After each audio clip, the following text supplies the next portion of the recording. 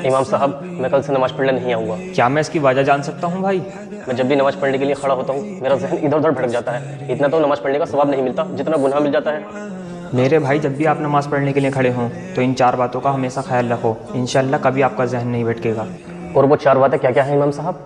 मेरे भाई, जब भी आप अल्लाहु अकबर कहकर क़याम के लिए खड़े हों तो अपनी निगाहें सीधा सजदे की ज़मीन पर रखो, क्योंकि मरने के बाद हमें इसी मिट्टी में दफन होना है। जब भी आप रुकू में जाओ तो अपनी निगाहें पैरों के नखूनों पर रखो, क्योंकि मरने के बाद हमारी यहीं से जान निकलनी शुरू होगी। और जब भी आप सजदे में जाओ तो अपनी निगाहें सीधा नाक पर रखो, क्योंकि कब्र में सबसे पहले हमारी नाक ही ख़त्म होगी। और जब भी आप क़ादा यानी अत्तहियात के लिए बैठते हो तो अपनी निगाहें अपनी झोली पर रखो, क्योंकि मरने के बाद सब कुछ दुनिया में छोड़कर आपको खाली हाथ ही जाना है।